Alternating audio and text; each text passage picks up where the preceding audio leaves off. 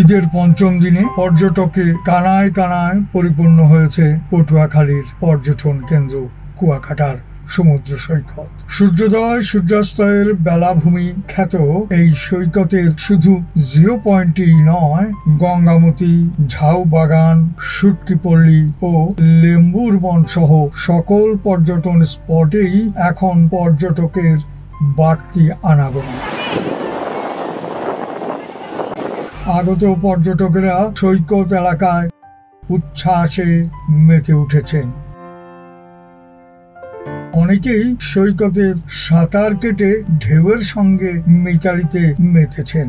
কেউ বা প্রিয়জনের হাতে হাত ধরে সৈকতের এক প্রান্ত থেকে অপর প্রান্তে ঘুরে দেখছেন। অনেকে বেঞ্চিতে বসে নৈসর্গিক সৌন্দর্য উপভোগ করছেন।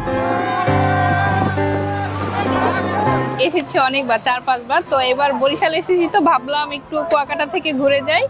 কিন্তু আসার পরে যা দেখলাম, এত লোকের সমাগম এর আগে আমি কখনো দেখি নাই। মানে আসলে এত লোকের মাঝে ঘুরে কোনো মজা নাই। তবে মোটামুটি সব দেখেছি। লেবুরচর গিয়েছি, তারপরে ওই সাইডে ঝাউবন আছে না, ঝাউবন গিয়েছি, তারপরে হচ্ছে গিয়ে ওইটাকে কি বলে, কাওয়ারচর গিয়েছি। অনেক ভালো লাগছে, তবে আগের থেকে মনে হচ্ছে এবার অনেকটাই উপভোগ করতে পারছি। ভালো লাগছে সব বিষয়। আমরা কুয়াকাটায় এসেছি ঢাকা থেকে।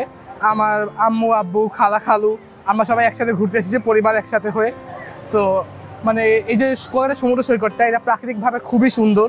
আমার এসে খুবই ভালো লাগছে, স্পেশালি গোসল করে এই জায়গাটা মানে মুখ দিয়ে বলে বোঝানো যাবে না, অত্যন্ত সুন্দর প্রাকৃতিকভাবে। এবং এখানে এসে অনেক মজা পেয়েছি। সো আশা করছি ভবিষ্যতে আবার আসতে পারবো এখানে। এদিকে পর্যটকদের ভিড়ের বুকিং রয়েছে কুয়াকাটার শতভাগ হোটেল মটেলগুলো। বিক্রি বেড়েছে, ব্যবসা প্রতিষ্ঠানেও আগতদের নিরাপত্তার তৎপর রয়েছে প্রশাসন। কুয়াকাটা সংবাদদাতা মনির হোসেনের তথ্য ও ভিডিও চিত্রে ডেস্ক রিপোর্ট।